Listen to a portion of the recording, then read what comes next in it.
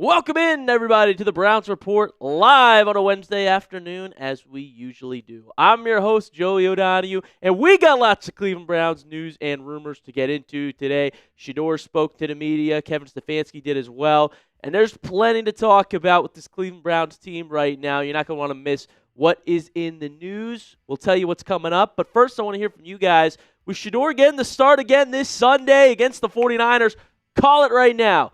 What will his stat line look like against San Francisco? Put it in that chat here.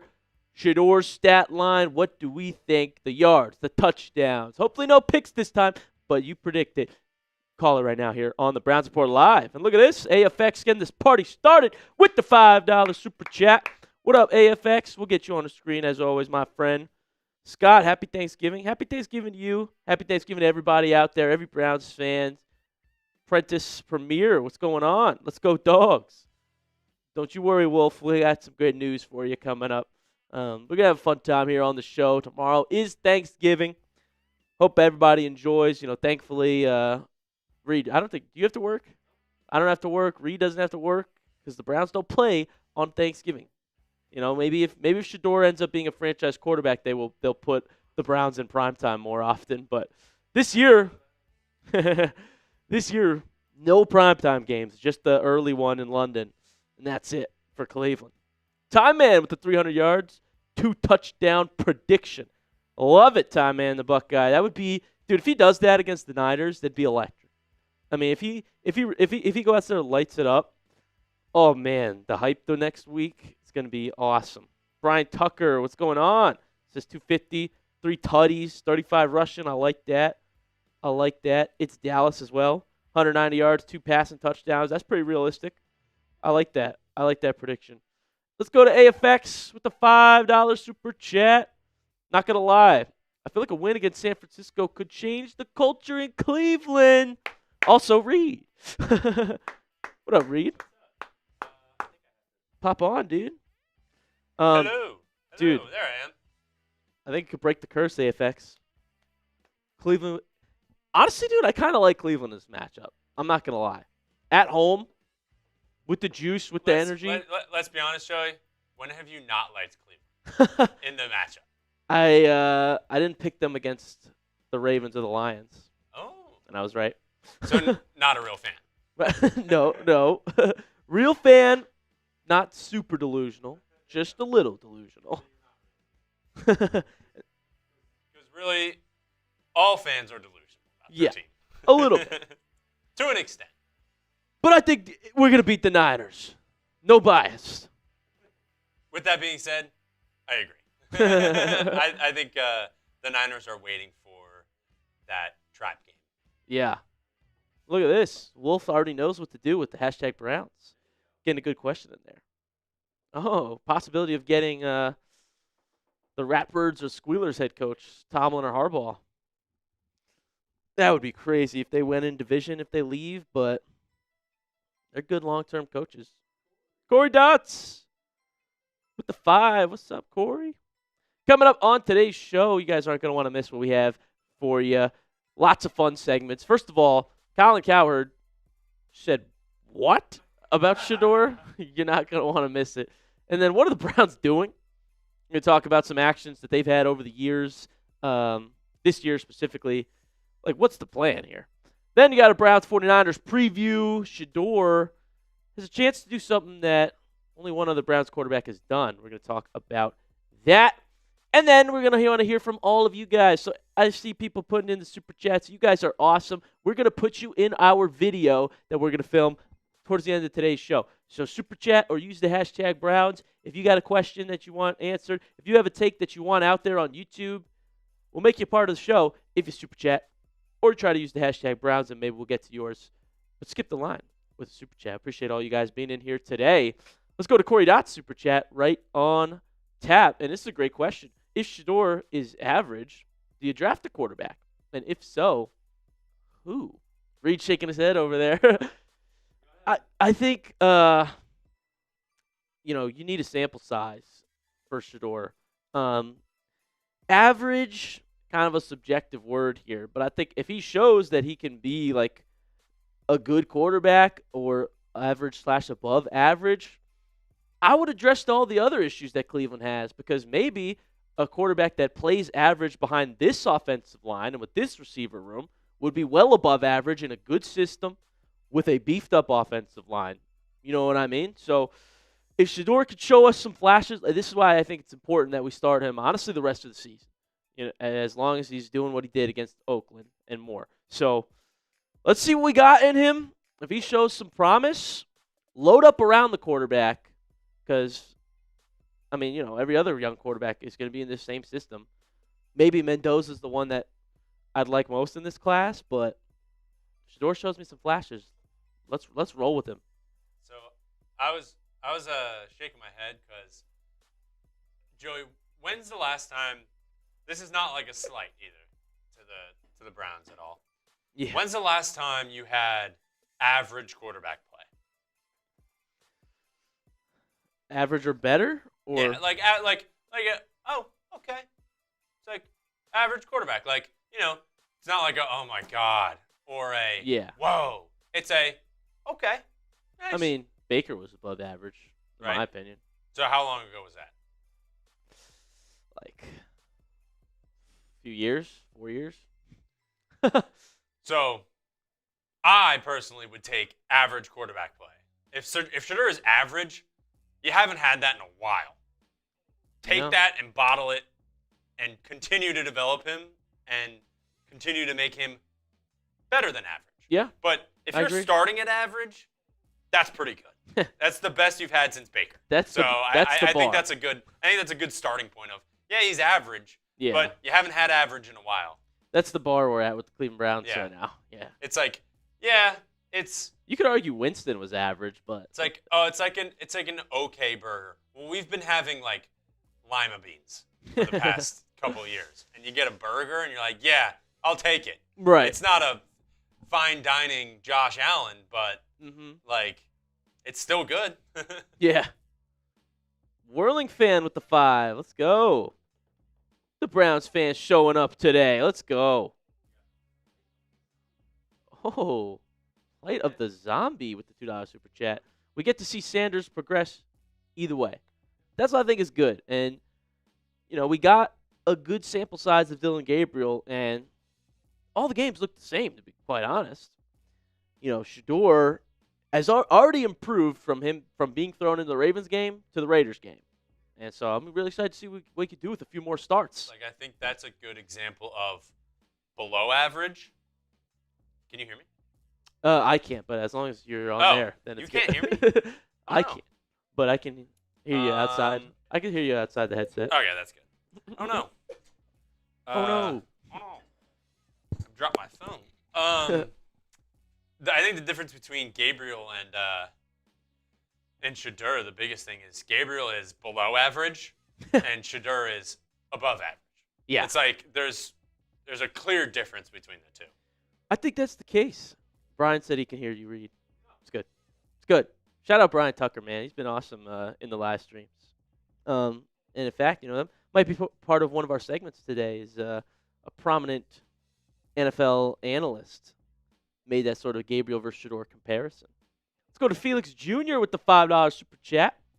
Do you think we're better off sticking with Watson to train Sanders, or should we get a veteran during the offseason? Go Browns! Go Browns in the chat, baby. Let's go. You know what? I don't know if you guys saw one of my most recent videos, but I actually gave a shout out to Deshaun Watson. Can you believe that, Reed? He was on the sideline there. I mean, they consistently cut to him on the broadcast, man. He was working with Shedeur on the iPad like the whole game. He was really invested in helping to get him going and acclimated. So he's going to be on the roster next year, it seems like, Felix. So if that's the purpose he could serve while he's making all the money, sure. After that, once the contract's up, once we're finally at a HE double hockey stick there, then see you later. Unless someone wants to trade us for him. I'm hearing some rumors about that. Yeah, right? Like the Vikings, potentially. Tone! This is what Reed was asking about. The Joey oh. What up, Tone? $2 super chat. Thank you so much. Can't wait for Sunday, boys. Let's go beat San Fran. Come on. It felt so good to win on Sunday, guys. I'm not going to lie. To beat the Raiders and just body them with Myles Garrett and 10 sacks and seeing Shedeur win his first ever start for the Cleveland Browns, that deep shot to Bond, like, it was exciting. That's what we need for this back half of the season. Some excitement, some juice. Let's get hyped up to beat those Niners, boys. Let's go. Let's go. Brian Tucker said, Watson knows what to do, just not how to do it. Yeah, that's perfectly fair. That's so true. That's great. That's awesome. Like I said, guys, we got a lot of good segments coming up on today's show. We're going to look at what Colin Cowherd said about Shedeur. It's a shocking analogy. Get ready for this. And then we're going to talk about what are the Browns doing. Seriously. Browns-Niners preview, what to expect, and our Q&A mailbag. All you guys that are super chatting right now, you're going to be part of this show. It's awesome. And the people using the hashtag Browns in that live chat, Reed's going to pick a couple of those as well, trying to get into our Q&A mailbag. So if you got a question or take, join the party. But I say we get ready to get into this first segment here, Reed. What do you say? I think it's a juicy one here. Colin Cowherd and also Shedeur and Stefanski both talked to the media today about their relationship. You don't want to hear about these rumors that have been circulating. They finally answered the question. Someone had the stones to ask them. We'll talk about it. What's up, Reed?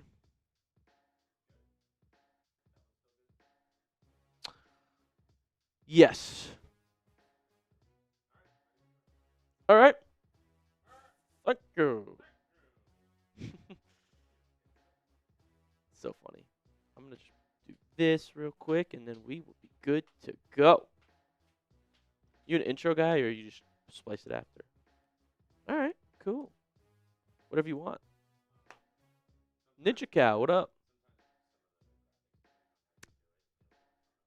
It happened when I was doing it for Moose, so it was annoying. Yeah. It's yeah. Yeah. Sounds good to me. All right. I say we do it.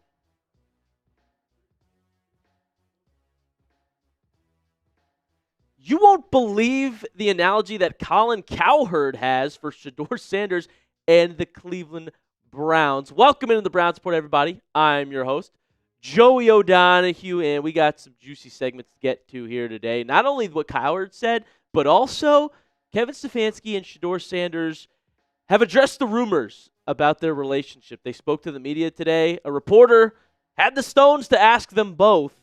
We're going to take a look at what they had to say. So action-packed show here. Buckle up. Get ready for Cowherd's comments.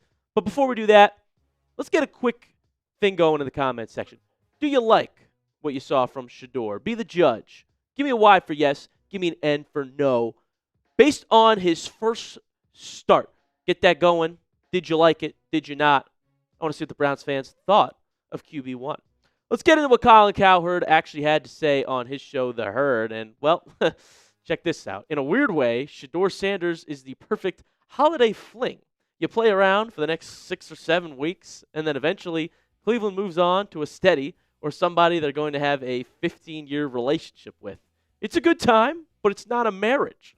Nick Wright responded, said, well, if you're Cleveland, you're looking at this like, did we get a diamond in the rough with Shedeur? It's possible. I don't think it's possible that Dylan Gabriel is the Browns starter in 4 years.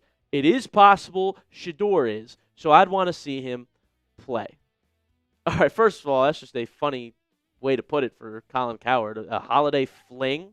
But I'm more on Nick Wright's side here. I mean, what if there is a chance, right? I think there is more of a chance that he is than Dylan Gabriel. It seems like Gabriel has a better chance of maybe being a good backup in the league or for the Cleveland Browns. And so I'm kind of leaning towards Nick Wright here. To Colin Cowherd, dude, this isn't a joke. We're not just messing around with Shedeur for 6 weeks. No, we're trying to find our franchise quarterback here. This isn't just someone we're bringing in for a little bit of fun. We've been searching for years, for decades, to get our guy. And so we're actually going to try and evaluate Shedeur Sanders and what he can do, what he can be, because he really believes that he can be a franchise quarterback in this league and for the Cleveland Browns. I also think we are overblowing his first start. Like, we are diving into it, reading into it way too much. That's the good and the bad. Like, whatever he did in his first start wouldn't define his career. He could have had an awful game. It wouldn't mean his career's over. He could have balled out 300 yards, 3 touchdowns, cooked the Raiders. It would be an amazing sign, but it wouldn't define that he's going to be the greatest quarterback ever going forward. No. It's just his first ever start, and I think because of the age we're in, of social media and the draw that Shedeur has, every single throw he makes is going to be overblown.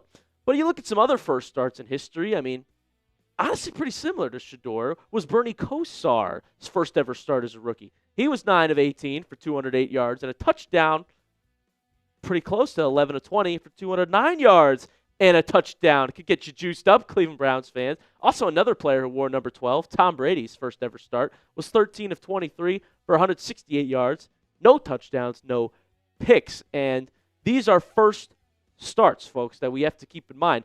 Also, a lot of rookie quarterbacks that went on to be Hall of Famers, great quarterbacks, were awful in their first start. Troy Aikman, 180 yards, 2 picks, no touchdowns. Elway basically did nothing and threw a pick. Andrew Luck, 3 interceptions. Peyton, 3 interceptions. Guys, these are some of the best quarterbacks that we've seen play talent-wise, and their first starts were bad. So to judge what Shedeur did, all you want to see in those types of games is flashes. That's what matters, is the first couple starts that you see that there's some traits, that you see, like the throw to Isaiah Bond. That's a flash. That's an exciting play that we haven't seen all season long for the Cleveland Browns, okay? And you want to just see a little bit of something. Is this someone that you can now develop once you build around this guy, once you go out and get a better system, perhaps a new coach, definitely some more offensive linemen and weapons, right? That's what matters in these types of early first games, and we saw that from Shedeur. I also saw some good traits just in both of the games that we've seen him play. First of all, against who did he just play? Raiders. Deep ball accuracy. The throw to Bond, like I said, on the run, off his back foot, points it to Bond's chest in the bucket. Myles Garrett couldn't believe it. So that sort of ability is a plus. His mentality and drive to be great is another thing that I think is getting overlooked, quite frankly. Who has the confidence to, before your first ever start, tell a reporter, I'm who they've been looking for? And even played. And then they win the game. I really do think he has the trait of a star quarterback, of a franchise quarterback. That sort of drive, determination to be great, and the work ethic that he's putting in. He's studying behind the scenes. And then also he just has a fan base that will ride or die with him. Cowherd was calling it a cult like Tim Tebow had. There's a group of people that are literally just Shedeur fans and that tune into our live streams as well. And so he's someone that everybody wants to watch. It's great for the NFL if Shedeur is great. More people are going to tune in. And so there's some things that I saw that are pluses, and I wouldn't rule out the idea that he could be Cleveland's guy. And to Nick Wright's point, there's a chance. It's possible. And in these early starts, you just want to see that there's a possibility. I'm not calling it here right now that he's the franchise quarterback, but I actually believe he could be because of those traits that I just listed. So who do you think is our best bet, Browns fans? On the roster right now, type SS if you think it's Shedeur, type DG if you think it's Dylan Gabriel. If you think none of them have any chance, we should get a new guy, then type QB for maybe a new quarterback in this year's draft, Mendoza, whoever you like. But give me your answer in that comment section with those initials. Curious what the Browns fans think right now. And Shedeur, he's not settling. He emphasized in his presser today that he's not comfortable. He said, I'm definitely not comfortable. He wants an opportunity to go out there and be even greater than he was in his first start. And so, like I said, he's not settling. I like that about him. I really do. We'll see what he brings to the Cleveland Browns. But coming up on the show, Let's get into what Shedeur and Stefanski had to say about their relationship. Lots of rumors on social media, on ESPN, that Stefanski hates Shedeur. Well, they spoke about it today. But before we tell you what they said, I want to give a special shout out to our friends over at Prize Picks. The hard-hitting, it is the holiday. Read it out. This episode is brought to you by Prize Picks. It is the holiday season, the best time of year for sports. Bowl games, basketball matchups, playoff pushes. It is all happening at once. And while you and I are out here making decisions every day, what gifts to buy, what to eat, which game to watch, there's one place where it feels good to be right. Prize Picks. I love this app, man. It's fun. I win money. Covering the Browns helps me know what picks to make. When the coaches talk about getting Jerry Jeudy more involved, I picked more on his projections, and I was right. When Cleveland plays a bad run defense, I'm all in on Quinshon Judkins' projections. And is your fantasy season already over?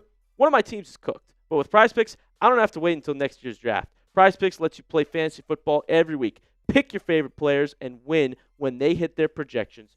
Every week, no draft required. Prize Picks is simple to play. Just pick more or less on at least 2 player stats. If you get your picks right, you could cash in. And I've got a lineup for this week. Thanksgiving football. Our old friend Kareem Hunt, more than half a touchdown, please. And Shedeur Sanders. Give me the more than 149.5 passing yards. He did in his first start. I expect it again. Download the app today and use code CLNS to get $50 in lineups after you play your first $5 lineup. That is code CLNS to get $50 in lineups after you play your first $5 lineup. Prize Picks, it's good to be right. All right, now, let's talk about it. What did Shedeur say when he was asked about his relationship with Stefanski? He was actually asked about people saying that Stefanski was sabotaging him. And Shedeur responded saying, "So you just want to start trouble, huh? Overall, I'm just happy to be here. Coach Stefanski been coaching since I got here, and he's been doing a very great job with everything that's going on." The reporter followed up, said, "But what's your relationship like with him?" Shedeur said, "Definitely like a coach. He tells me what I need to do on and off the field. We've definitely grown. Our relationship and everything has grown. I'm just grateful to be here." I'm not going to lie. It doesn't sound perfect. Like, I don't want to speculate too much, but, like, he kind of tiptoed it a bit. He didn't come out here and say, "Our relationship's great. I love Coach Stefanski. I work with him every day." He kind of was like, "You're trying to start trouble," and said, "Yeah, we've grown. It's a coach. He tells me what to do." Like, I mean, there might be a little bit of truth to these rumors. I don't think it's sabotage or anything like that necessarily, but who am I to say? And obviously, if they didn't have a good relationship, Shedeur wouldn't come out and say that. He's a starting quarterback. That's your head coach who you have to listen to. Like, he wouldn't just go out and say, "Oh, yeah, I hate him," right? Like, he's not going to do that. So what I got from that answer is that it isn't a perfect relationship. I think there is a little bit of just difference with those two. So because he didn't come out there and say, "Yeah, I love Stefanski. We have a great relationship." No, he just said, "I'm just happy to be here." Very interesting. And if we know Stefanski wanted Dylan Gabriel to be the starter, sort of picked him until he got hurt.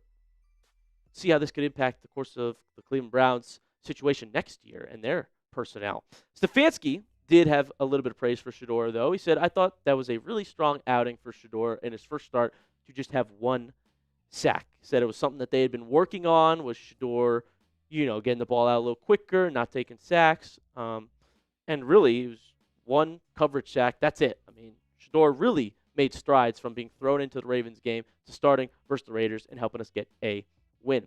Another thing that's been going around social media about Stefanski and Shedeur is the locker room post-game victory speech where he hyped up everybody on the team and then just kind of said, "Oh, and a rookie making his first start. Nice job, Shedeur." And everyone was like, "Bro, he hates him, man. What the heck is going on?" So they asked Stefanski about this as well. They're like, "Why didn't you give Shedeur a game ball or really address him after his first win? No Cleveland quarterback has ever done it." Stefanski said, "Well, Miles got the game ball. I thought it was probably pretty worthy," which absolutely. I mean, Miles is just on a different level. He for sure, no one's arguing he shouldn't get a game ball. I mean, it's the greatest thing I've ever seen watching 95 right now, to be honest with you guys. But where people got mad is, why didn't you give either rookie quarterback a game ball on their first wins, and this is where the speculation comes in that, well, Stefanski's bad with quarterbacks, with young quarterbacks. He doesn't – he's not a player's coach. He's very stern, even keel consistently. And young quarterbacks, sometimes they do need a little bit of praise. They do, especially someone like Shedeur who loves the spotlight and attention, man. So people were pretty critical of Stefanski for not giving game balls out to the quarterbacks. So weigh in for me, Browns fans. What do you think's going on behind the scenes? I mean, do you think they like each other? What is going on? Everyone is speculating about this. What do you make of all of it? In the comment section, tell me your quote-unquote conspiracy theory, what you think's going on behind the scenes, Browns fans. That's going to do it for us on today's show. Thank you guys so much for tuning in. Hit that subscribe button so you don't miss an episode and you don't miss a piece of news or rumor going on with Shedeur, the Cleveland Browns, the head coach. I got you covered on everything Cleveland Browns, so hit the subscribe button, and we'll see you next time. All right. Wolf just said, no idea. No idea, man. I don't know what is going on behind there. I think I can get behind the Stefanski's just not good with quarterbacks. I think so, dude. I think that's it because I'm done with him. Dude, get him out of here. When you go, oh, and for your first start, good job, Shedeur. How about yeah? How about for the first time in 26 years? Yeah. The first start of a Cleveland Browns quarterback, and you get a win. Yeah. Hey, give a round of applause to Shedeur. Seriously. Oh, thank you. And then people maybe go, oh, speed. On the go, road. Oh, just appreciate it, blah, blah, blah. Like, just a quick little ha-ha. Yes. Yeah. I don't even care about the game ball. It's not even the game ball. Game ball goes to Miles. He's disgustingly good at football. Right. Like, he's the reason you won that game. Yeah, best player. Best player in the NFL. Best player in the league. But for him just to be like, oh, yeah, all right, good job. It's kind of what I was saying. It's not even like the tell him he does a good job. It's the camaraderie of, dude, this rookie quarterback, his first start for a Cleveland Browns quarterback in 26 years, and he gets a dub. Hey, good stuff. That's all you need. That's all you need. Just acknowledge that he did something great. Exactly. That's, I think, what people were saying. I see Mike Nintendo in the chat as well. Joyo, any comment on my rankings or who I choose to bring what to Thanksgiving? The Thanksgiving one had us all cracking up in the office. That was awesome. That was good. That was awesome. I do love mashed potatoes. Mike. That was awesome, That Mike. is something I would bring. That was awesome, Mike. As far as your other rankings, I think it could be better, Mike. I think you got to pick it up, man. You got to do better. I'm sitting there at 10. Let's pick it up, Mike. Come on. And now you're over here saying fire Stefanski's a bad sign. Ask every Browns fan right now what they think of Kevin Stefanski. Look at the ghost. Most Browns fans want him gone. Everyone I talk to does. That's what I'm saying. Diehard Browns fan right above it. All I know is Stefanski has got to go. Get him out of here. But, yeah, I mean, Mike, you said it's going to be hard to knock me off the top of the list. So I trust you, Mike. I trust you. I don't know, Mike. That was funny. Yeah. Okay, so you want to go back to 2 losing seasons in a row? We have 2 losing seasons in a row, Mike. With Stefanski. Oh, don't get too cocky, Reed. No, it's not cocky. It's the trust in your judgment. If I don't deserve to be 1 anymore, I don't deserve it. That means I'm not working hard enough. So, Mike, I trust you in your rankings. That it's not cockiness. It's trust in Mike Nintendo Master. Mike, I still love you, bro. But let's work on that top 10, all right? Oh no, I mean losing season after losing like from 2009 to 2017. Those years sucked, man. When Jimmy Haslam bought the team in 2012, like the seasons that followed were some of the worst seasons we've ever endured in history. You went 0-16 and 1-15 in back-to-back years. Imagine that. Imagine that. I watched my favorite team for 2 years win 1 game in 32 games. I just imagined it. It's not good. I just imagined it. It was awful. And I had to go to school the next day, every Monday. Oh, Browns 0-13 now, 0-14 now. It sucked. So that's where we are. But like I said, guys, we got some awesome other segments to get into. Right on cue. What are the Browns doing? Also got some football to talk about. Week 13, Browns, Niners. Get ready. Get hyped up. And if you want to be a part of the show, super chat or use the hashtag Browns in the comment section with a question.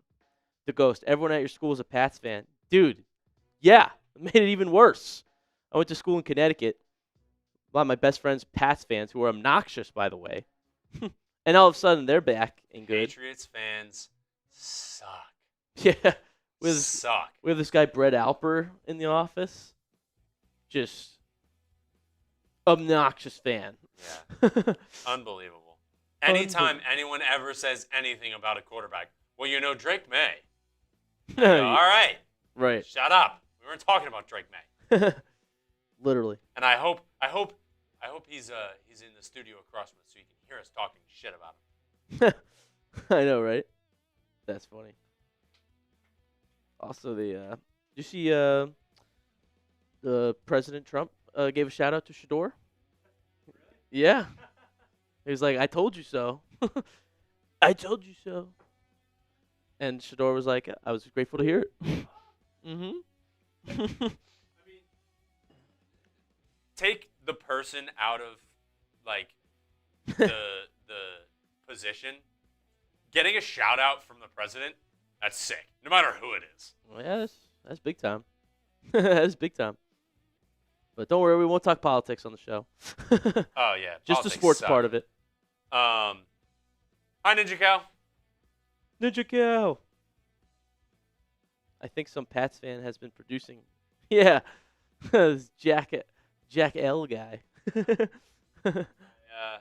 Unfortunately, I was pulled away for other watch parties. I think I do like 3 a week. Damn, bro. Sometimes I'll do Raiders, Broncos, Falcons. I've done Seahawks before too, so I'm all around. Hey, that's right, the Ghost. They got Jack here. Yeah, and Jack's good man. He's good.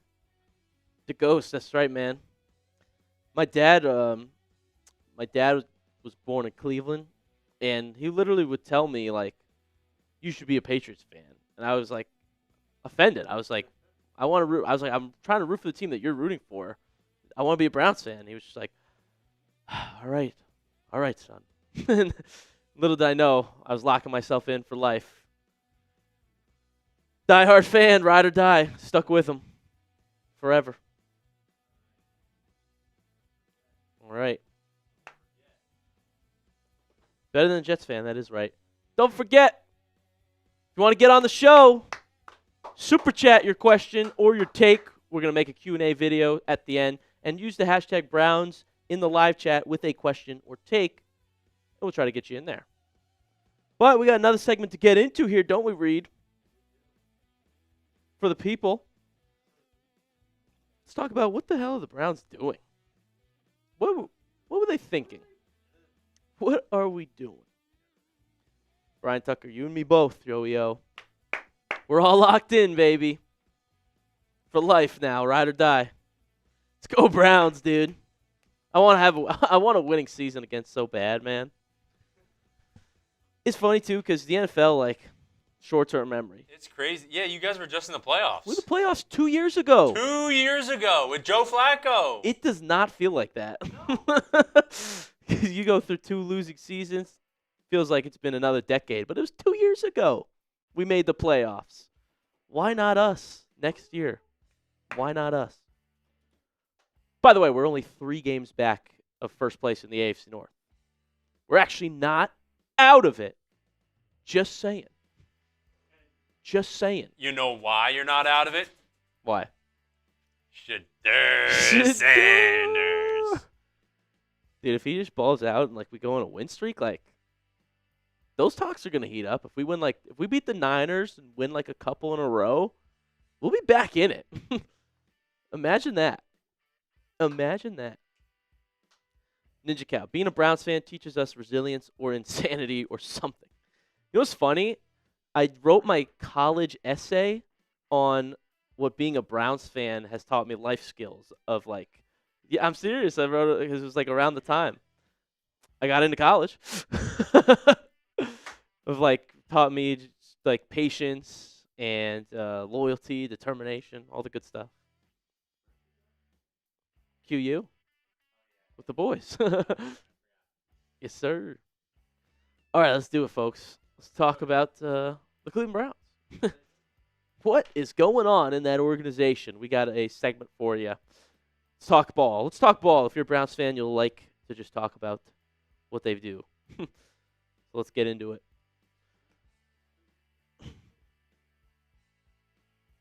What are the Cleveland Browns doing? I mean, not a single Cleveland Browns fan, I think, saw this plan coming. We're going to look at some of their moves. The Cleveland Browns never fail to make you question their decisions. But what was the thought process in this year specifically? We are going to dive in right now on the show. But before we do that, to all of our amazing subscribers, we're over 62,000 subs now, but only 10.8% have all notifications turned on. So join the Noti gang to be in the know. What that means is if you turn those on, you'll get a push notification when we make a video. You'll be the first to know about things, the first to hear about Cleveland Browns news. Impress your friends with how much you know about the Browns by joining our Noti gang. And I am your host, Joey O'Donohue, as always on the Browns Report. And let's get into the news.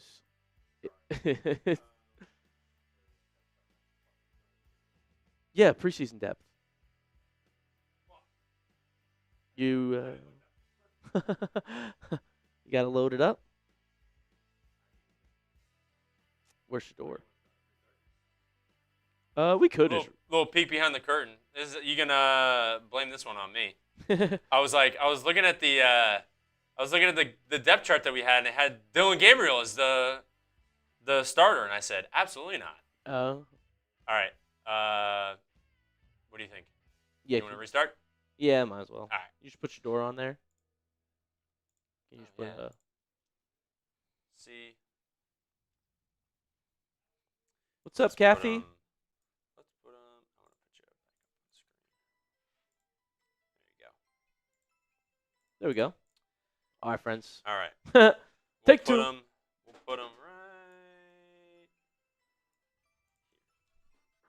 We're going to talk about what are the Cleveland Browns doing? All right. What's their plan? What were they thinking? If you like Browns football, you're going to enjoy this conversation. We can all have it here today. Yeah. It's good. All good, all good. All good, all good. Alrighty. Shall we?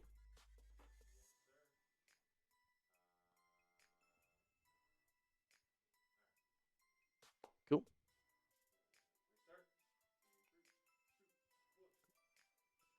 What are the Cleveland Browns doing? Not a single Cleveland Browns fan, I think, saw this year's plan coming. And the Browns never fail to make you question their decisions. But what was the thought process this year? We're going to talk about it on the show. But first, to all of our lovely subscribers, we're over 62,000 subs now. Only 10.8% of them have notifications turned on. All notifications. Join the Noti gang if you want to be in the know. You'll get a notification as soon as we make a video. That way you'll be the first to know things. Impress your friends with how much you know about the Cleveland Browns by joining the Noti gang. Hit that button. We appreciate all of you. And I am your host, Joey O'Donohue, as always, on the Lovely Browns Report show. All right, if we go back to the preseason for the Cleveland Browns, their depth chart had 4 quarterbacks on it, right? 5 if you count Deshaun Watson. Flacco was the starter. Pickett was the 2. They were sort of battling it out to be QB1. And then you had drafted 2 rookie quarterbacks, both Dylan Gabriel and Shedeur Sanders, who was quarterback 4 at the time. And what is, I think, maybe hindsight's always 20/20, but what makes this awful is Flacco and Pickett got all of the reps in preseason. Both of them are not on the roster as we speak. And so the two rookies that you drafted and probably need the most development, other than a 40-year-old veteran, didn't get any of the reps before the year. And now you're looking at your current starting quarterback was quarterback 4 before the year started and didn't get a single rep. He didn't get a single rep with the ones until he was thrown into a game.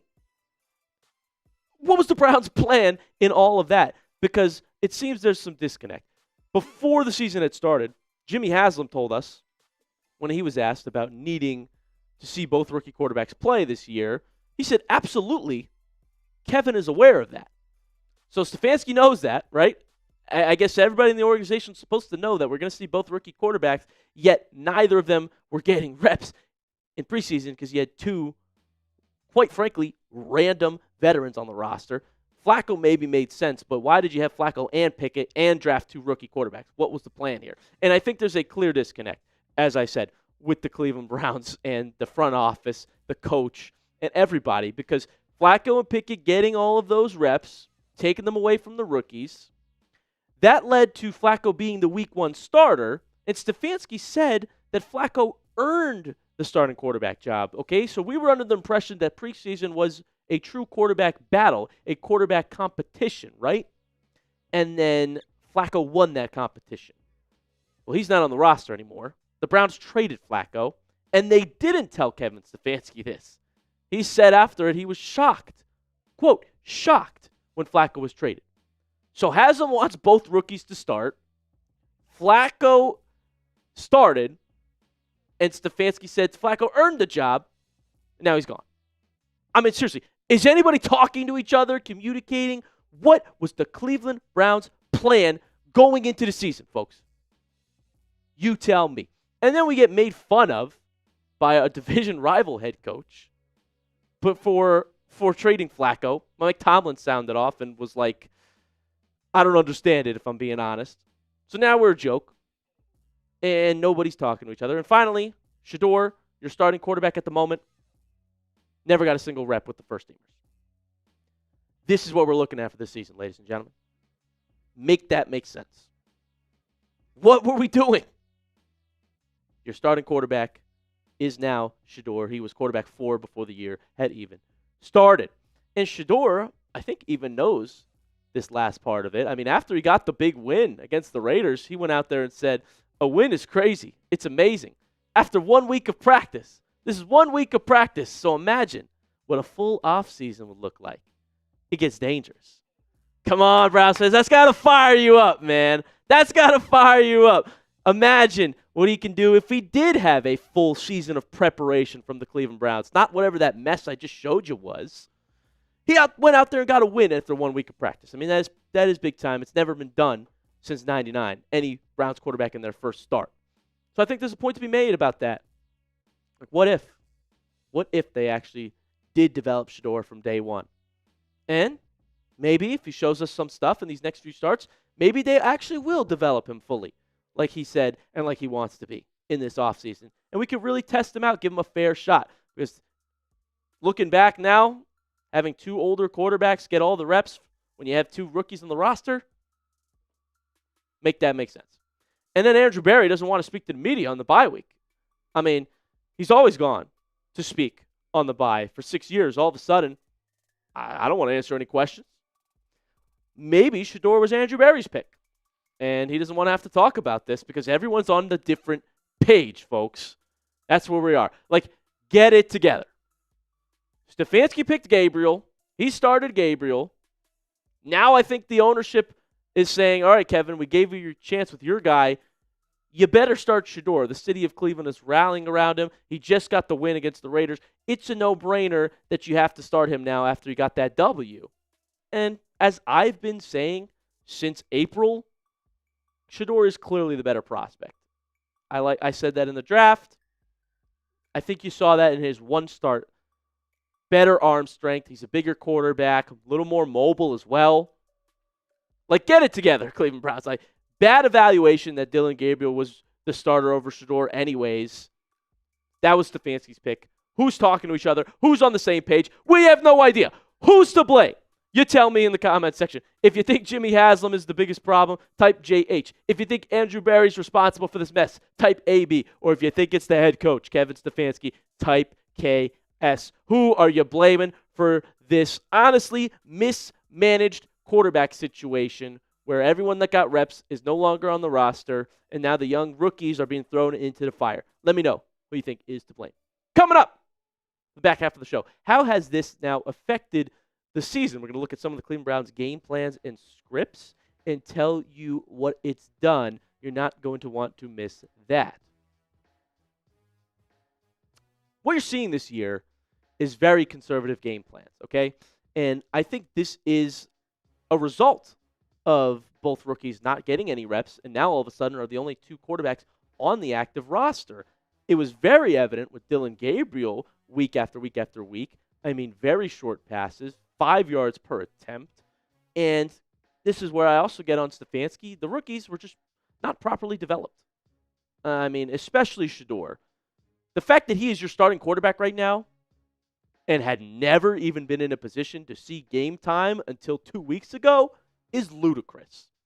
And people also on social media, this circulating now, Stefanski's little post-game locker room victory speech where he barely acknowledged Shedeur. I mean, he goes around, hypes everybody else up, gives out a game ball to the defense, and then says, "And Shedeur, nice job."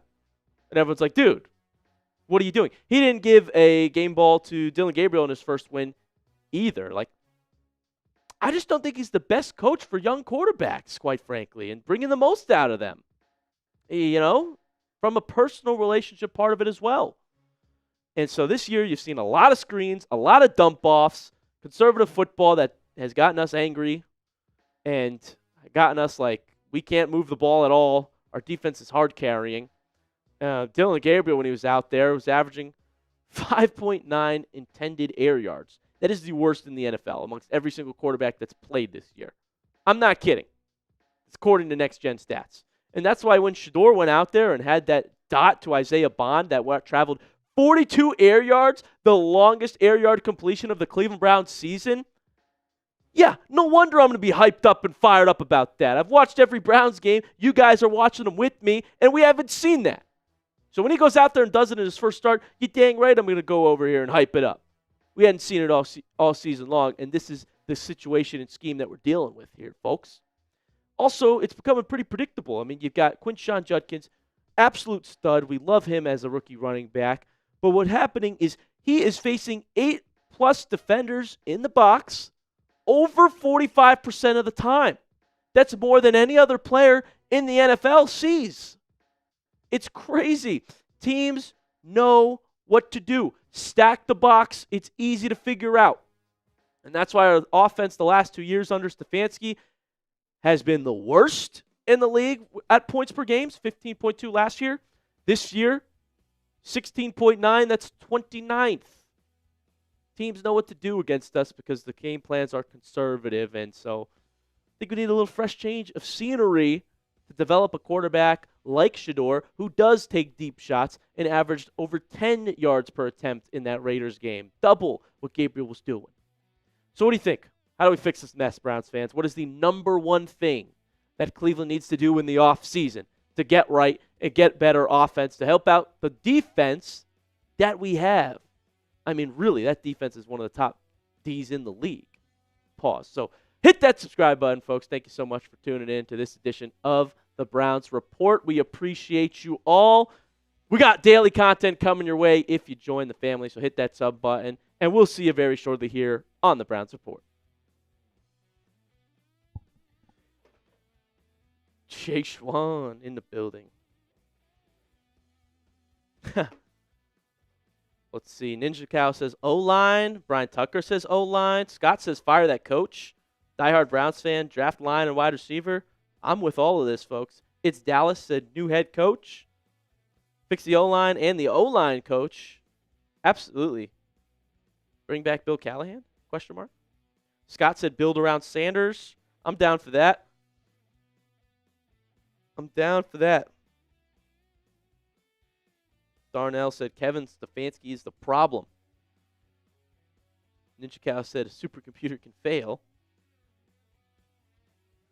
User error. Diehard Browns fan said, also fire Stefanski. Tie Man's on that board as well. Makes sense to me, quite frankly. It really does. It really does. But yeah, I think that's the main keys for me. Because if you use your top 5 pick that you'll probably get, top 10, no doubt, on another quarterback, it's still the same system, still the same coach. We didn't draft any offensive linemen last year. There's no way that will be the case this year.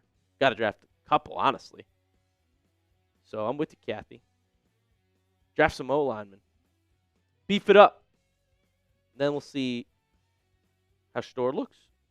Or Browns might draft a quarterback. I mean, that's gonna be a big watch party. The NFL draft, man.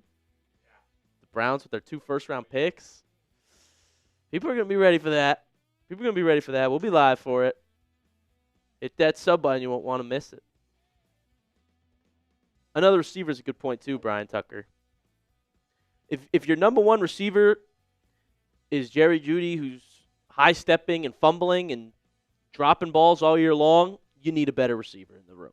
If that's the best one is Jerry Jeudy. We got to get another guy. Yeah, Batonio's 33, I think. Close to retirement as well. Yeah, bring in Carnell Tate. Be electric. Those are some good picks. It's Dallas. And he threw the hashtag Browns on it.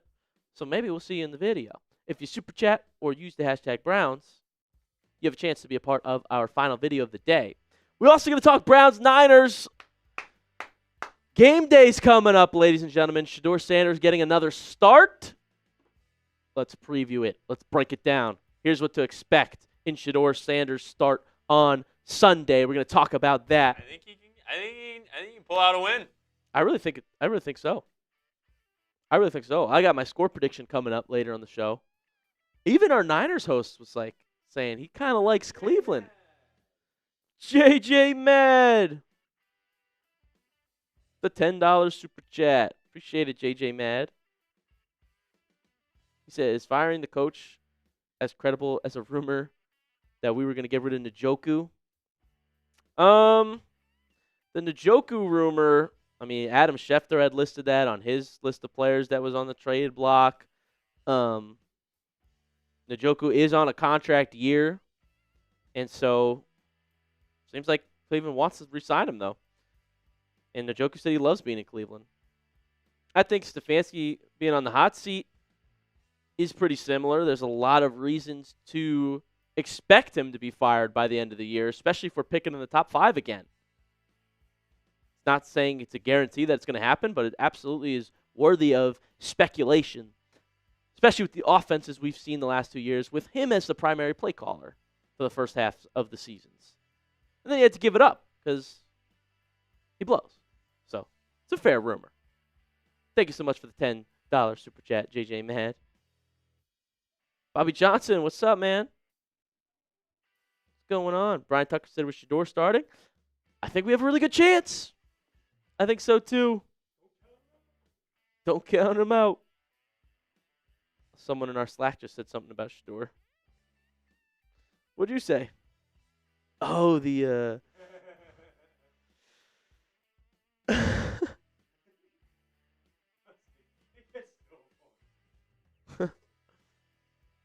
you got to get one of his other ones that there's from the old lives. We've had some crazy ones.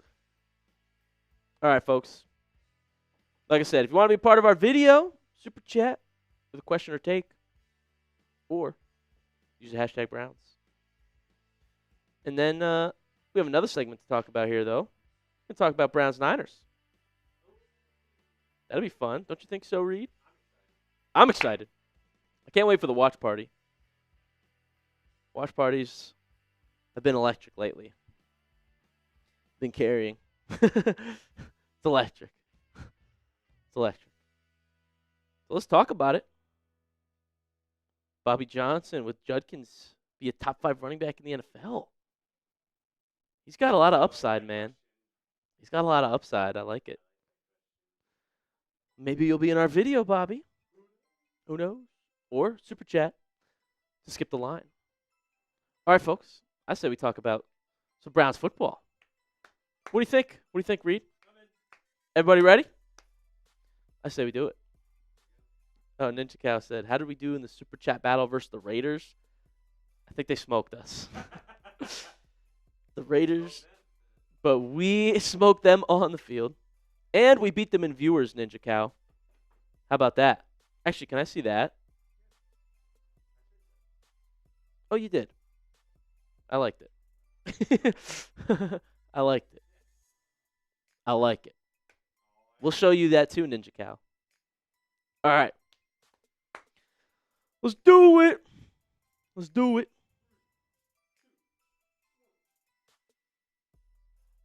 Can Shedeur Sanders make history this Sunday? Cleveland Browns franchise history, that is.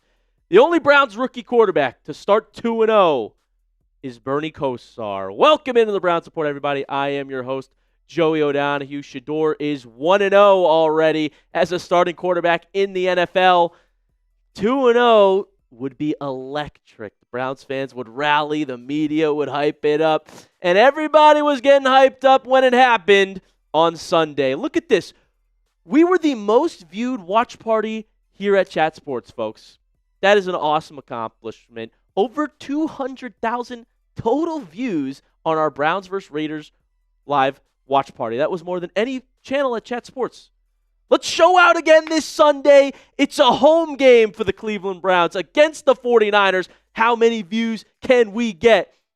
Join the party, everybody. Hit that subscribe button so you don't miss when we go live.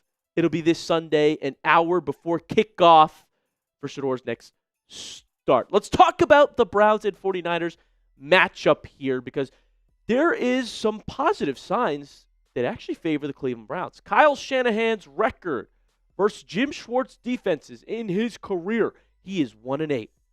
Schwartz has had his number. We sort of know his system. Kyle Shanahan was a part of the Cleveland Browns coaching staff not too long ago with Mike McDaniel on that staff as well, folks. We've had a lot of names cycle throughout the Browns coaching history. Belichick was Cleveland Browns head coach as well at one point. The last time the Browns and Niners met was 2 years ago. I remember watching this game. I'm sure you guys do too. October 15th. Jake Moody missed a 41-yard field goal that should have been a chip shot to seal it for them. They kicked on third down, and he missed it. Wide right. Browns win 19-17. We had some good luck against the Niners, some good luck against Kyle Shanahan. I'm just saying, history sometimes repeats itself, and Shedeur will be the starting quarterback. As we know, that is confirmed. I think he looked pretty good in that Raiders game with over 200 yards. I think he did what we needed him to do, what was asked of him. And he said this week, that's what he's going to do. He said, I'm just going to go do my job. That's what his goal is. So here's what I'm seeing with Shedeur as the starting quarterback so far. Number one, as I projected, there were more deep shots in that football game. He averaged over 10 air yards per attempt. No other Browns quarterback has done that. So it opens up your offense. It opens up your run game because there's a threat to throw the ball deep now. And so teams have to account for that.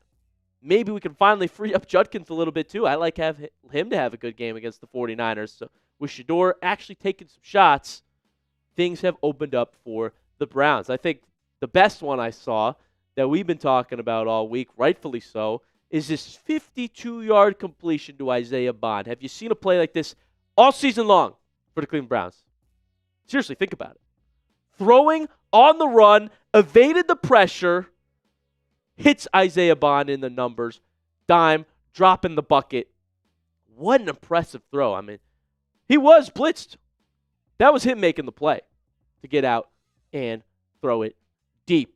He also had a completion to Judy that went for 39 yards. This would have been another scoring drive for the Cleveland Browns here. And then, Judy just starts doing this little high-stepping, boneheaded play where he doesn't see a Raiders defender and fumbles it. Judy said in his press conference he was trying to make a play, but he's just had too many moments like this season where it's like, Judy, man, a bit of a hothead, my guy.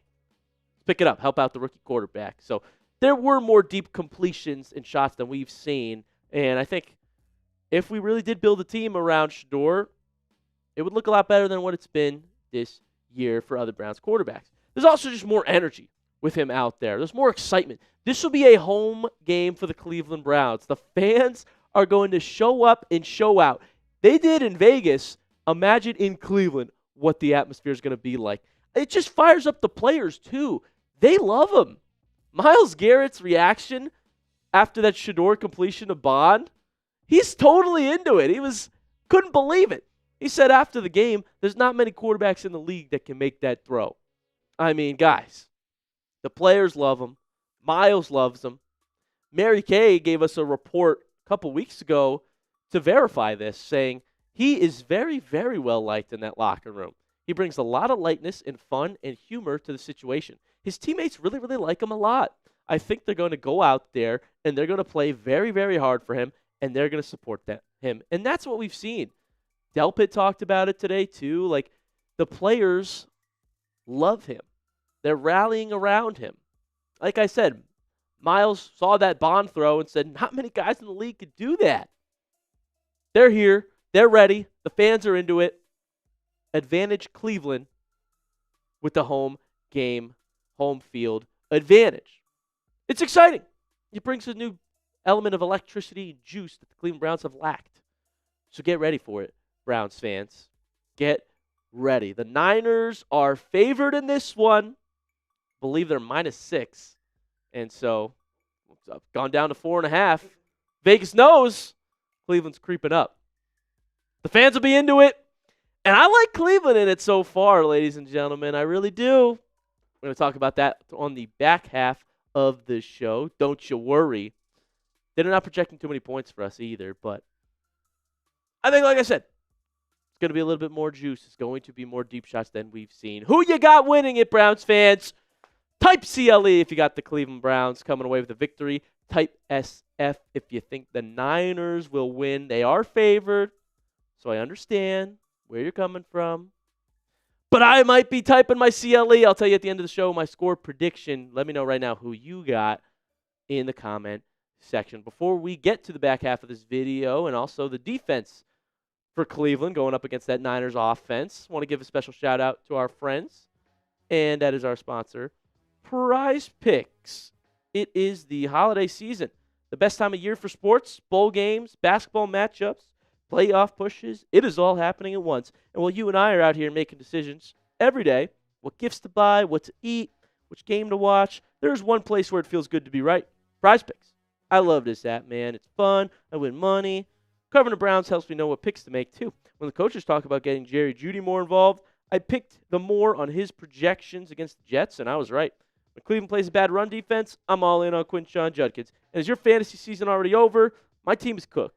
But with Prize Picks, I don't have to wait until next year's draft. Prize Picks lets you play fantasy football every week. Pick your favorite players and win when they hit their projections every week. No draft required. Prize Picks is simple to play. Just pick more or less on at least 2 player stats. If you get your picks right, you could cash in. Here's my lineup that included Kareem Hunt, more than half a touchdown on Thanksgiving. Hopefully, I was right. And Shedeur Sanders, more than 149.5 passing yards. I love the more for Shedeur again this week. That is my lineup. You can do the same one if you want, but in order to do so, download the Prize Picks app today and use code CLNS to get $50 in lineups after you play your first $5 lineup. That is code CLNS to get $50 in lineups after you play your first $5 lineup.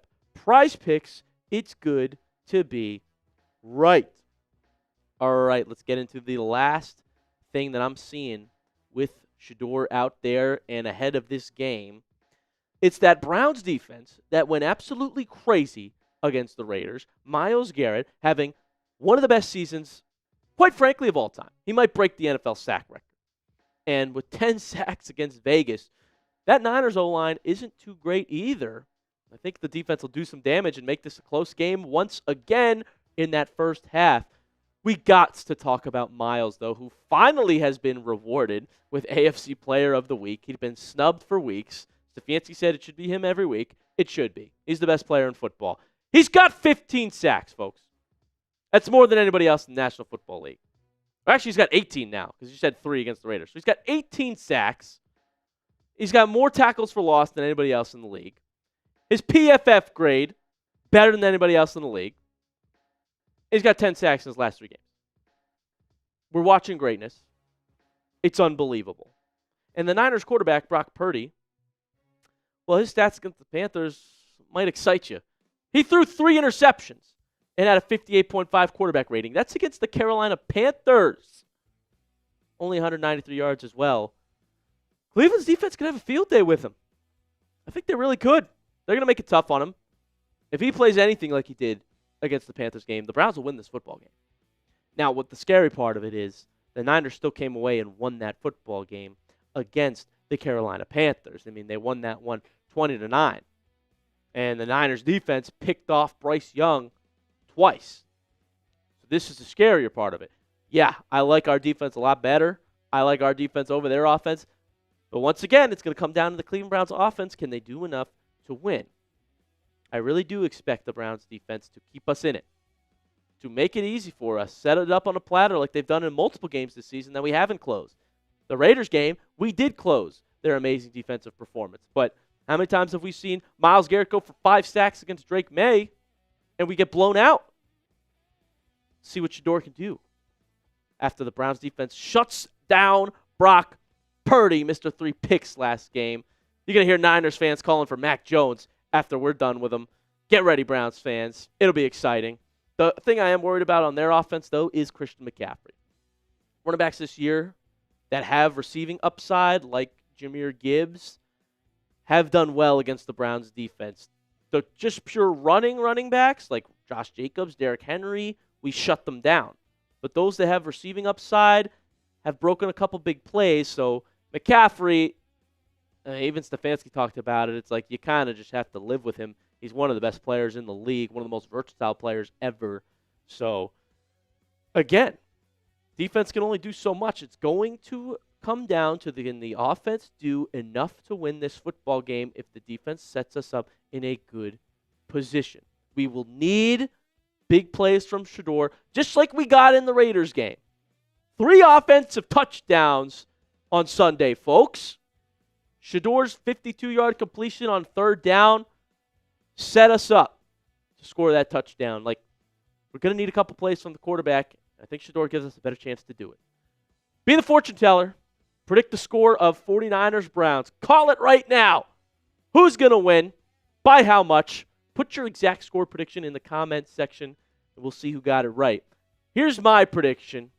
Joey O going with the Cleveland Browns to beat the Niners. 17-13. Give me Cleveland at home. Defense shows up, shows out. Offense puts a couple touchdowns on the board. That's my prediction. You let me know in that comment section what you think. Going over to X and follow me at JoeyO70 if you want to talk more football. I appreciate all of you guys joining me here on today's show. Thank you so much for being a part of this. Hit the sub button as well. And we'll see you this Sunday. Bless you.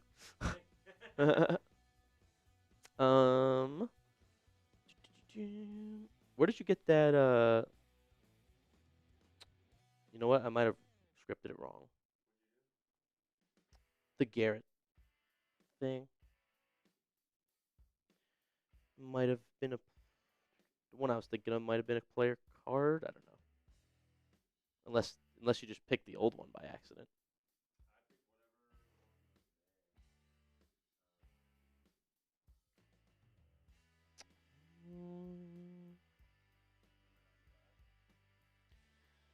Yeah. Yeah. Oh, yeah. That's it. Yeah. That one.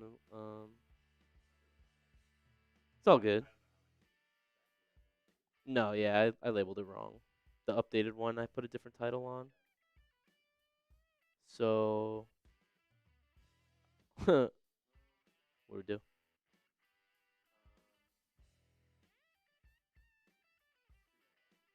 Yeah, figured it out. Figured it out. Antonio. Sorry, 31-13 still. For who, though? They're saying sorry. Oh, that's funny. The Monday night game was ugly to watch. Yeah. Niners Panthers was gross. Let's go, Ninja Cow. Polar Bear. Browns winning on the road is a problem even after the Raiders. Hey, beating Vegas on the road was big time. But we'll be hosting the Niners at least. We will be hosting. John said it's going to be ugly, 30-33. That would be electric. I think it's going to be lower scoring than that. I think so. Someone had 31-3. Hey, we got a couple super chats as well. We got Bobby Johnson. Just Bobby. Cleveland, but with great difficulty. A big test for the Browns under Shedeur. Yeah, dude, this is a huge game, honestly. And I think it's winnable. Niners are a good team, though. They're better than the Raiders. No doubt about that. Bobby. $5 super chat. Thank you, Bobby Johnson. If the Browns win enough games with Shedeur, will it be enough to save Stefanski's job, assuming he really is on the hot seat? I don't know. I don't know if Stefanski can do much. I don't think Shedeur is Stefanski's guy. That's the thing. I don't think Stefanski didn't pick Shedeur. He picked Gabriel. It's almost like proving Stefanski wrong. It's almost like proving Stefanski wrong if Shedeur is the guy. I don't know. But winning games, if you start winning games, you don't change much usually. So we'll see. We shall see. I think what's more likely is, you probably see some flashes from Shedeur towards the back half. You're probably still going to see some losses in a few of the games. And then it's, all right, Stefanski, you're done. Get out of here. For our final segment of the day, we're going to do a Q&A. Super chat or use hashtag Browns if you want to be in this video. Now's the time. Now's your chance, folks. We'll start running this one in 5 minutes or so. So if you want to get one in that you really want in the video, then super chat with it. Or you can try to use the hashtag Browns in the live chat. You got some questions you like over there, Reed? Yeah, you do. Oh, yeah. Should be a fun time.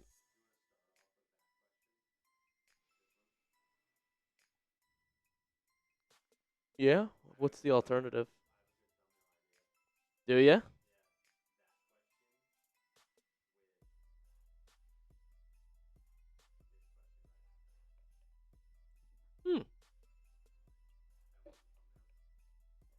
I like that. I like that. Sure. Sure.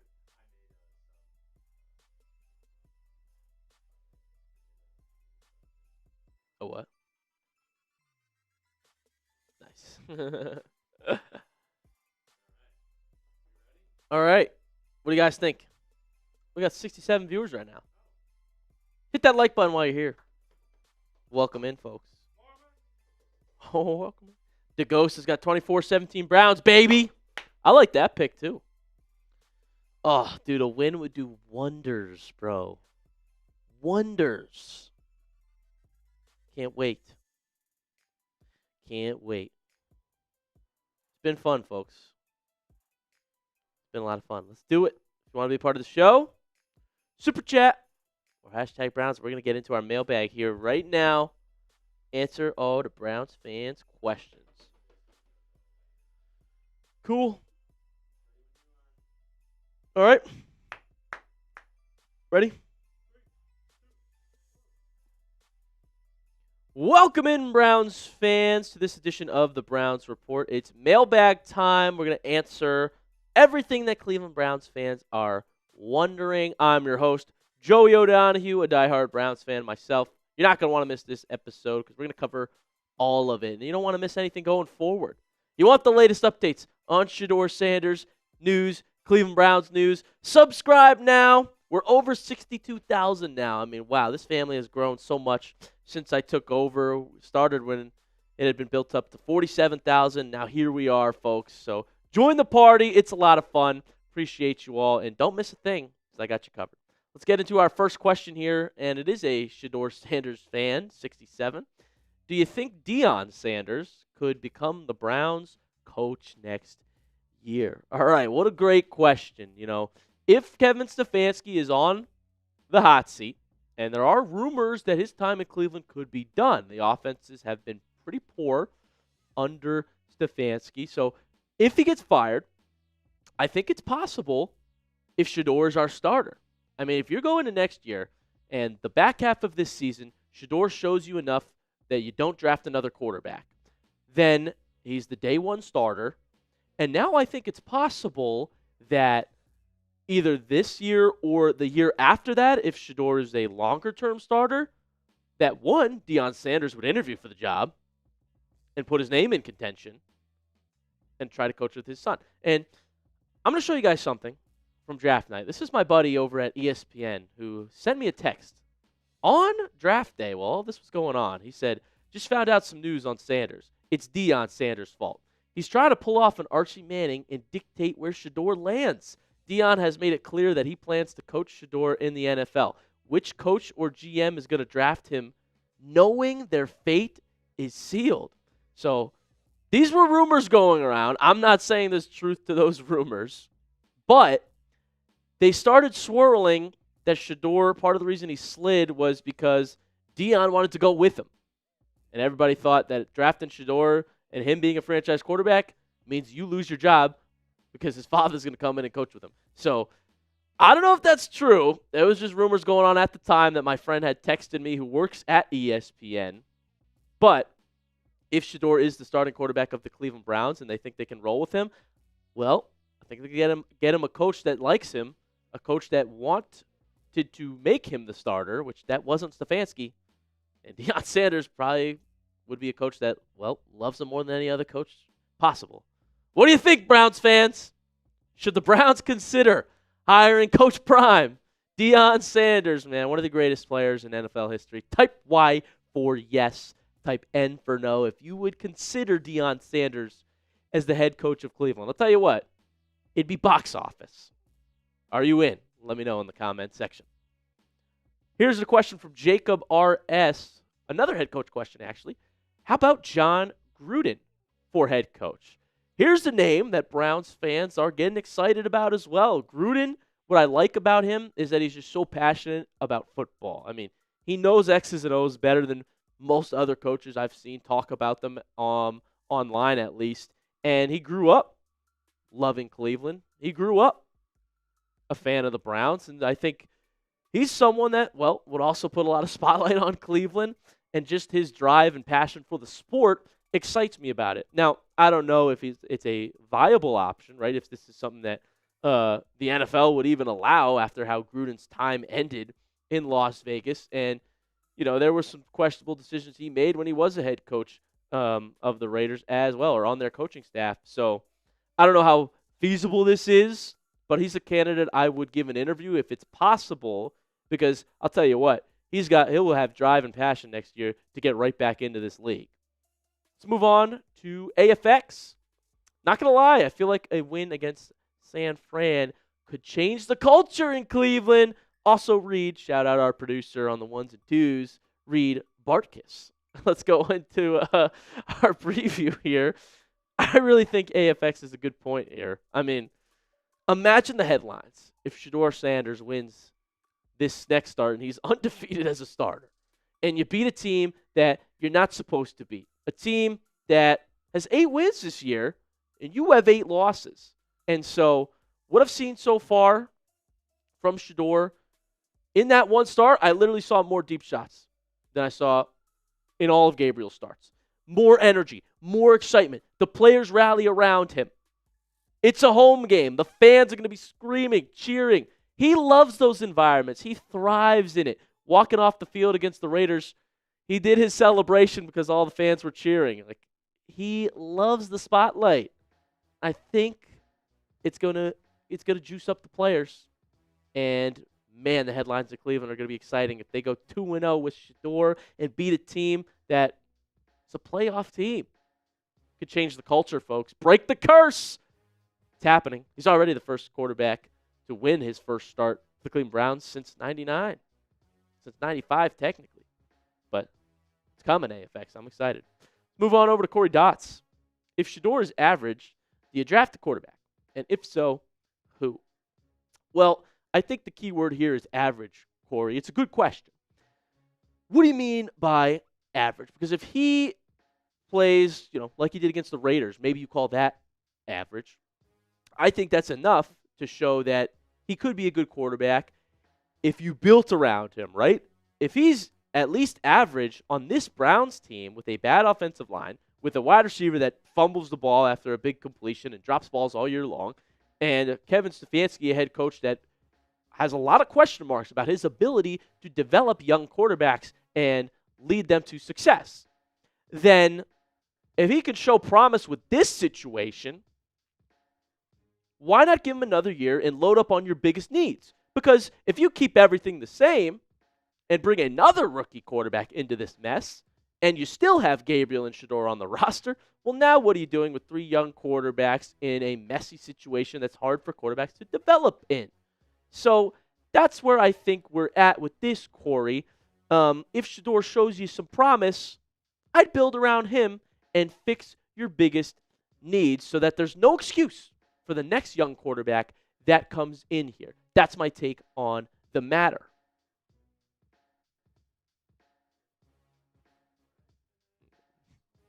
Then we'll get to our back half of the video here. Let's get some more questions going. Let's do it. Let's do it.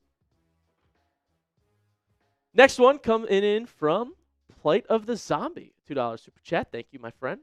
We get to see Sanders progress either way. Either way, that's what I like about this. That's why I think me and a lot of other analysts now are jumping on my bandwagon, which is that Shedeur should be getting the back half of this season.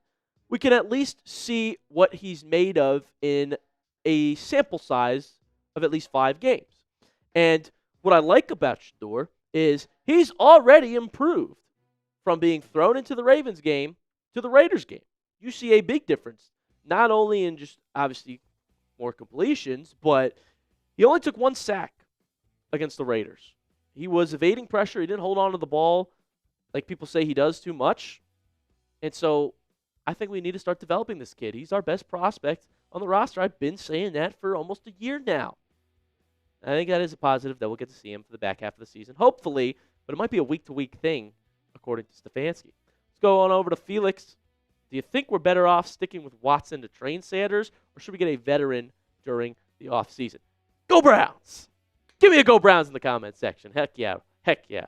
I gave credit to Deshaun Watson last Sunday because multiple times during that game, he was shown looking over things on the iPad with Shedeur. He was really invested in prepping Sanders. And Watson, he is 30 years old now. He's a veteran in this league who's had success, not with us, but he's had success in this league. So, one of my commenters put it great. He knows what to do, just not how to do it.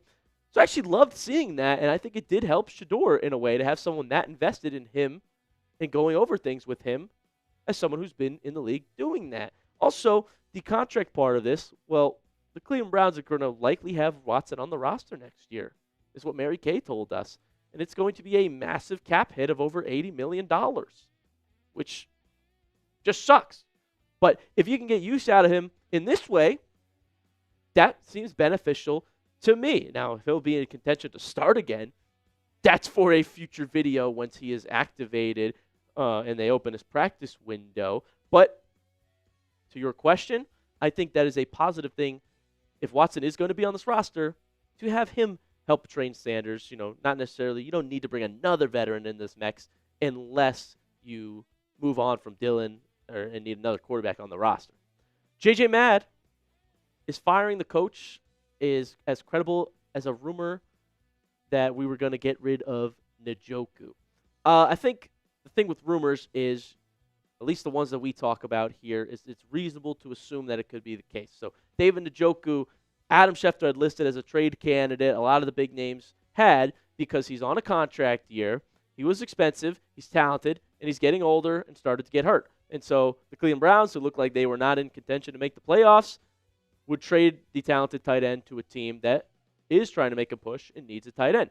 Njoku, though, he loves the city of Cleveland. He doesn't want to leave. He was so happy he didn't get traded, and so that's something behind the scenes that Cleveland and Njoku worked on, and it seems like they want to give him an extension this offseason. We'll find out when that hits. The Stefanski rumors are also very reasonable to assume.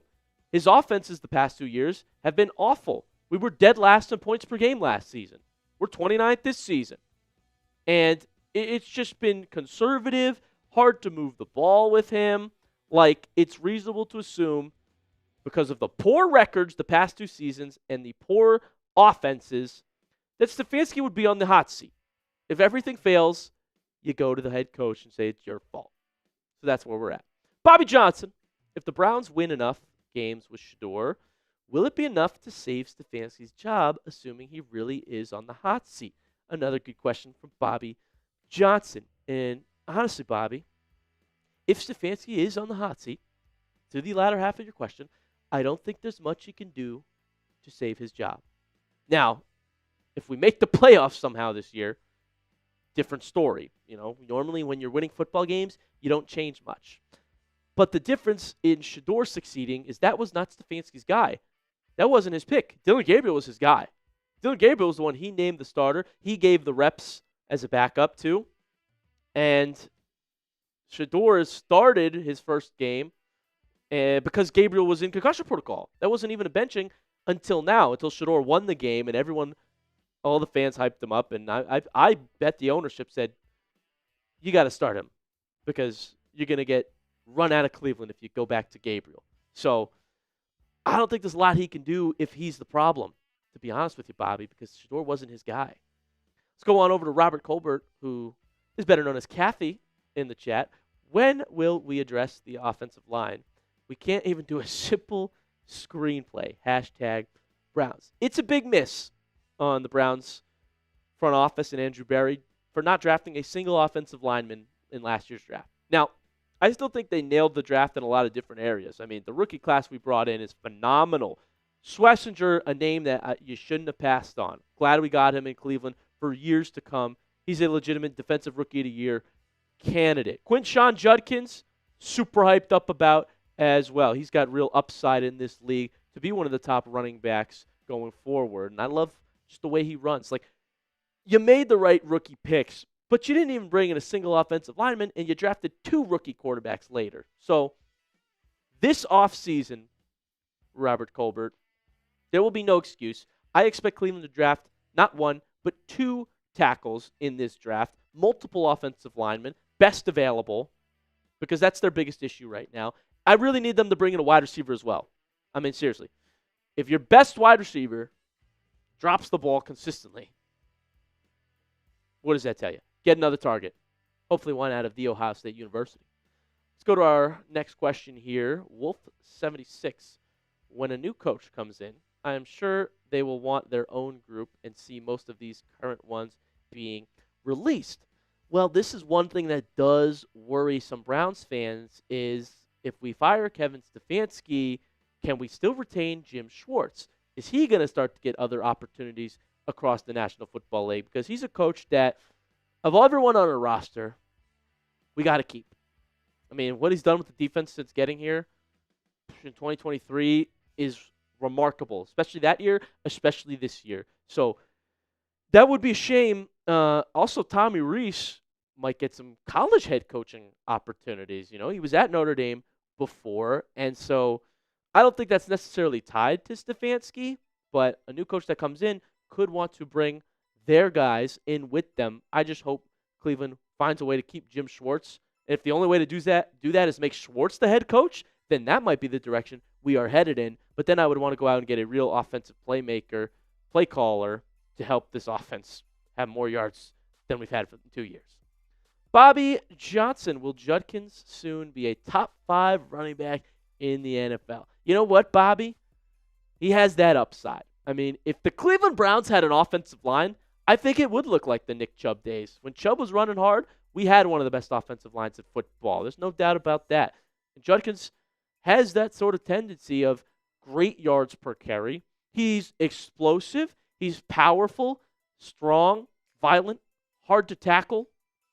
And Judkins, great vision. Like, it's everything you want in a running back. Teams are literally stacking the box against him more than any other player in the National Football League. So, man, if we got him in a good situation, I think the young stud, number 10, Ohio State Buckeye, would be an absolute beast. Seriously, it's 45.22% of the time that he sees more than 8 or more defenders in the box. No one else is seeing it that much. If we could have an offense that opens things up for him, he absolutely has top 5 running back upside. That would be fun to watch in Cleveland. You know what else is going to be fun, Tone? Is this Sunday, boys. Give me that Joey O. Let's get hyped up. I say we beat the Niners. I'm in on it. I'm drinking the Kool-Aid. At home, Shedeur's second start. Give me Cleveland. It's going to be fun. We're going to be live for it. You're not going to want to miss it, folks. Hit that subscribe button. Turn your notifications on so when we go live, you'll know. It's going to be a lot of fun, ladies and gentlemen. And who you got winning? Type CLE if you got the Cleveland Browns. Type SF if you got the Niners. I'm typing CLE. I'm not kidding with you. I got the Browns winning this football game, folks. I got confidence. I got faith. There's hope in Cleveland, hopefully. Going over to X, follow me at Joey070. If you want to ask some more questions, I'll answer those right there for you. Also, hit that subscribe button so you don't miss a video and so you can be a part of future videos like this. We do these on our live shows and with some comments in the YouTube comments. So go on over there, hit that sub button. We appreciate all of you being a part of these, and we will see you next time. Fun times, fun times. Not bad, Reed. Not bad. Reed Bartkus, everybody. Did I say that right? Yes, you did. Reed Bartkus. Mr. Bartkus in the building. What a W. I'm with you, Darnell Johnson. We need a true number 1 receiver. Like last year, that looked like it could have been Judy. But also, I mean, he's a guy we got for a 4th, 5th round pick, I think, from Denver. You know what and that's your number 1? You know what I think the Browns should do? What should we do? In free agency, go after George Pickens. Go on. I'll respond later, but go on. First pick in the draft, or second, because you have 2 first-round picks. That second first-round pick, Carnell Tate. If he's there, I'd love it. There you go. And there you go. Browns are fixed. Here's what I'll say about George Pickens. I have been saying for years that he is a super talent. I was the first one on this. Now everybody sees it. Because I watched all his games when he was a Pittsburgh Steeler. But he is a hothead idiot. I hated him. Because we would play against him, and he just started picking fights for no reason. He's a Pittsburgh Steeler. But, because I would... What? But he's really good at football. I would watch his tape, and he's got some of the best catches I've seen as well. Yeah, I was like, damn. I was like, if he had a quarterback, like he'd be in some uncomfortable conversations about George Pickens being top 10. And now he's having that kind of season with Dak. So, like... I mean, CeeDee got hurt, but he's having a better season than CeeDee. Which is crazy. Joey O was on that, though, because I watched a lot of Steelers tape. Brown Steelers especially. I think the Steelers were on that too because they drafted him pretty high. But he was. I saw the upside and just his pure talent. But just like a lot of receivers, man, he's got one of the bigger hothead mentalities. He's like a. Yes. He's a locker room cancer. Jeremiah Smith is a better wide receiver. He's just not allowed to go into the draft next year. I know. I wish. I wish. I wish he was eligible. Next year. The year after.